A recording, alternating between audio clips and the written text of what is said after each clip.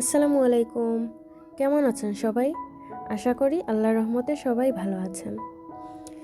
আজকে যেই গল্পটা আপনাদের শোনাবো, সেই গল্পটা পড়তে গিয়ে শেষ মুহূর্ত অবধি আমি আর নিজের চোখের পানি ধরে রাখতে পারিনি। আপনারা শুনলে আশা করি আপনাদের সবার অনেক ভালো লাগবে। একদম হৃদয় ছুঁয়ে যাওয়ার মতো একটা গল্প। তো আর বেশি কথা না বলে শুরু করি। গল্পের নাম মায়া। যেদিন আমার স্ত্রী অন্য জেলায় পোস্টিং হওয়ায় সরকারি চাকরি ছেড়ে এলো, সেই খবরটা শুনে আমার মাথা খারাপ হয়ে গেল। সেদিন ওকে খুব মেরেছিলাম, এত মেরেছিলাম, মন চেয়েছে ওকে খুন করে ফেলি। মরেও যেতে পারতো, কিন্তু আমার ভাগ্য ভালো, তাই এত মারের পরও মরেনি। আসলে মরতে তো খুব বেশি চোট আঘাতের দরকার হয় না। কপাল খারাপ থাকলে ফুলদানির আঘাতেও মানুষ মরে যায়। 2 দিনের ডেঙ্গুতেও লোকে নাই হয়ে যায়। আমি সেই মারের পর ভেবেছিলাম ওর সম্বিত ফিরবে, অপ্রকৃতিস্থ হবে, দুনিয়া কি সেটা বুঝবে।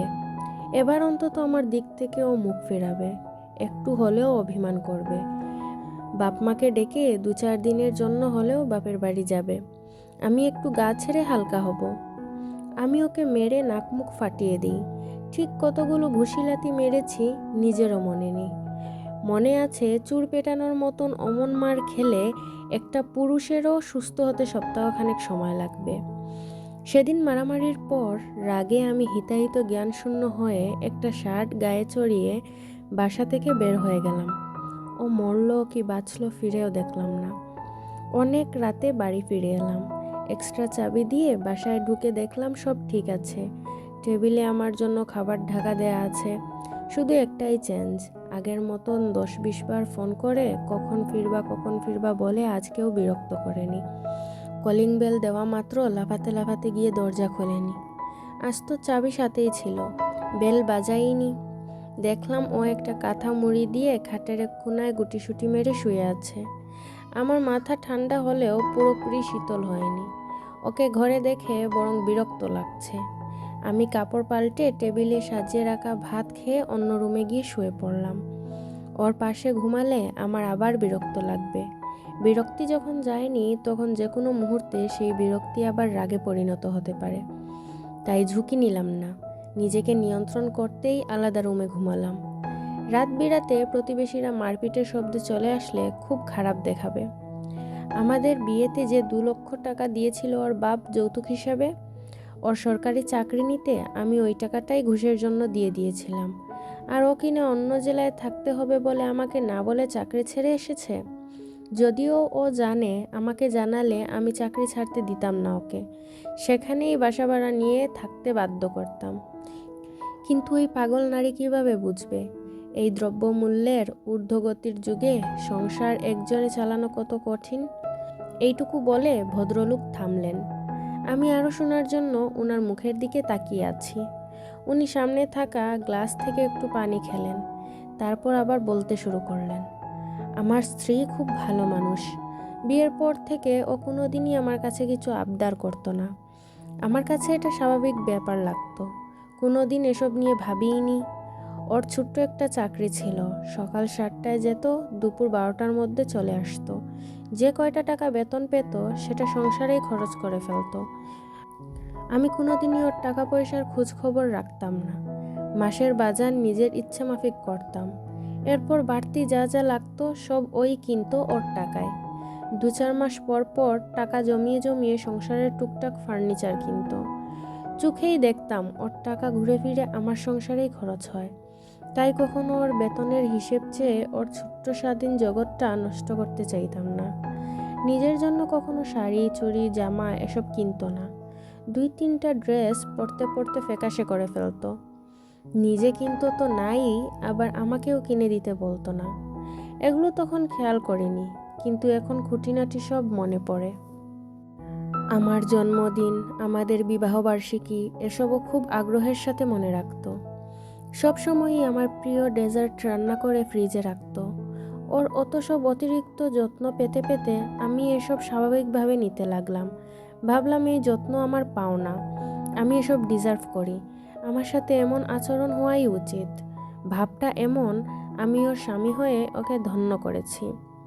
শুরুর দিকে এত কেয়ারিং আমার ভালোই লাগতো। আমি নবাবের মতন ঘরে আচরণ করতাম, আরও দাসীর মতন ছিল। আমার মনের পাখা মেলা শুরু করলো। কোনো ভয়, কোনো প্রশ্নের সম্মুখীন কোনো দিনও হতে হবে না, আমি বুঝতে পারলাম। আমার বিয়ের আগের সম্পর্কগুলির খোঁজখবর নিতে শুরু করলাম। ওদেরও বিয়ে হয়ে গেছে, ওরা কেউ আর আমার প্রতি আগ্রহী নয়। বিষয়টা এগোতে লাগলো। আমি নিজের বেশভূষা, সাজগোজের দিকে মনোযোগ দিলাম। নতুন প্রেমের প্রস্তুতি নিচ্ছি।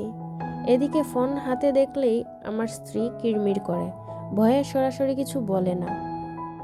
কোনো একদিন মোবাইল নিয়ে কিছু একটা বলেছিল, আমি ওকে চড় মেরেছিলাম। কি বলেছিল এতদিন পরে আর মনে করতে পারছি না। এরপর থেকে নিয়মিত আমার মোবাইল নষ্ট হতে লাগলো।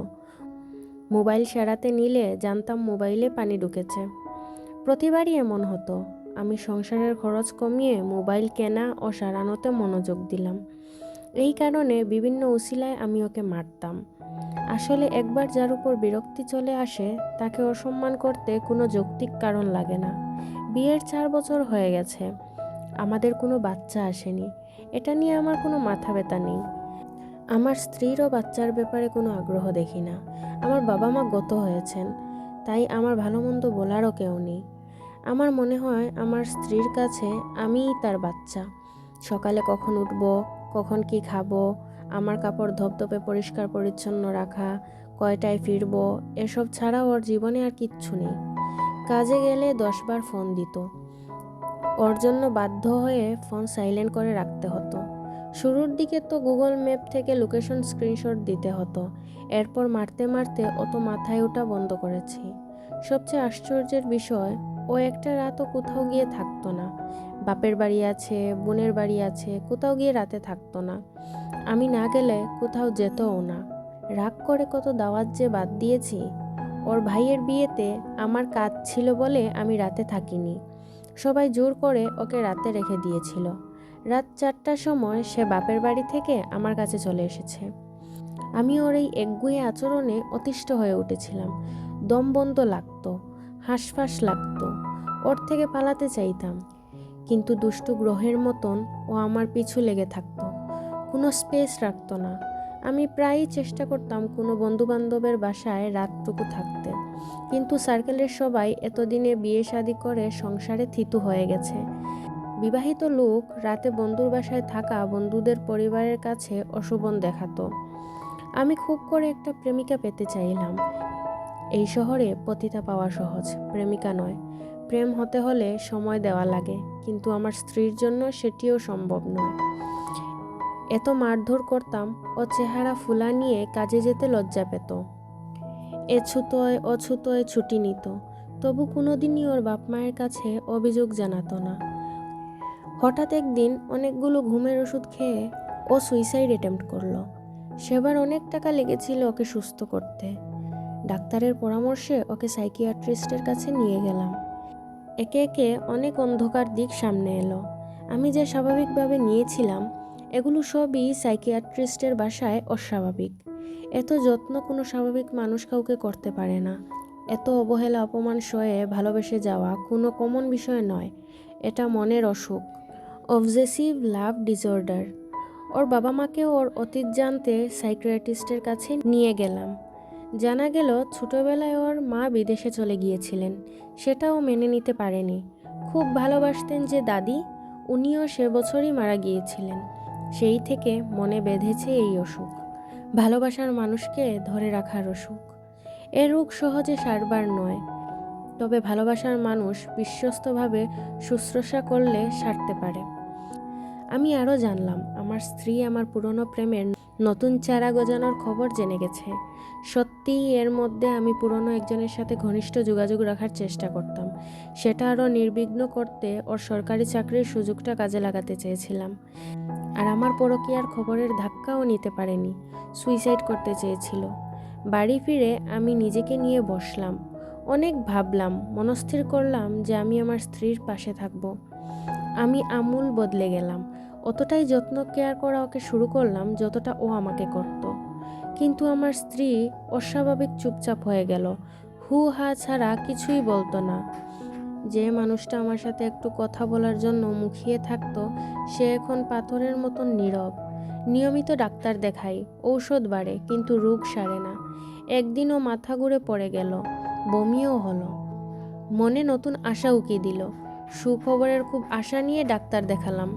আমাকে নির্বাক করে দিয়ে ওর ব্রেন ক্যান্সার ধরা পড়ল। ডাক্তার বললেন সর্বোচ্চ 15 মাস বাঁচবে। আমার দুনিয়াটা নড়ে গেল। এখন আর আমি ওর কাছ থেকে পালাতে চাই না। আমার সারা জীবন ওর সাথেই কাটাতে চাই। কিন্তু হলো না। কথা বলতে পারতো, কিন্তু ও আমার সাথে আর কথা বলে না। ও একটা রহস্য হয়ে আমার সামনে স্থির হয়ে রইল। আমি ওর অভিমান, শীতলতা দূর করতে পারলাম না। ও একা একাই হাঁটতে যেত, পথের কুকুর খাওয়াতো।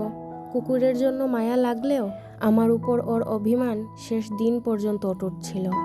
শেষের 2 মাস ওর যন্ত্রণা কমাতে ঘুম পাড়িয়ে রাখা হতো। আমি কপালে হাত রাখলে ও বিড়বিড় করত, কিন্তু কথা বলতো না। 15 মাস পরেই ও মারা গেল। আমার মুক্তির স্বাদ পাওয়া উচিত ছিল, কিন্তু তা হলো না। আমার কলিজার একটা অংশ যেন কেউ খাবলা মেরে নিয়ে গেছে। ওই অংশটায় প্রতিনিয়ত যন্ত্রণা হয়, রক্ত ঝরে। মন্ত্রমুগ্ধের মতন আমি এতক্ষণ রোগী ভদ্রলোকের কথা শুনছিলাম। এইবার আমি প্রশ্ন করলাম, উনি ঠিক কী সমস্যা নিয়ে আবার সাইকিয়াট্রিক্সের চেম্বারে এসেছেন? উনি আবার বলতে শুরু করলেন, ওর মৃত্যুর ধাক্কা সামলাতে আমার বছরখানেক সময় লেগেছে। আমি শুধু কাঁদতাম। মাসখানেক ধরে ও আমার কাছে আসে, বসে, ধরা দে, হাসে, গল্প করে। যাবতীয় প্রেম আমাদের ঘটে যায় মগজে, হৃদয়ে। আমি ওর সাথে খিলখিল করে হাসি, কিন্তু লোকে ভাবে আমি একা হাসি, কথা বলি। সাইকিয়াট্রিস্টের কাছে এসেছি এ আমার মনের অসুখ কিনা জানতে। আচ্ছা বাবা, মনের রোগ কি স্থায়ী করার কোনো ঔষধ আছে? সমাপ্ত। তো আজকের গল্পটা এই পর্যন্তই ছিল। কেমন লাগলো ওই গল্পটা? আপনাদেরও কি আমার মতো মন ছুঁয়ে গেছে? একটু কমেন্ট করে জানাবেন। আর যদি আমাদের গল্পগুলো আপনাদের ভালো লাগে, তাহলে লাইক অ্যান্ড সাবস্ক্রাইব করে আমাদের পাশেই থাকবেন। ভালো থাকবেন সবাই, আর আমাদের জন্য দোয়া করবেন। আসসালামু আলাইকুম।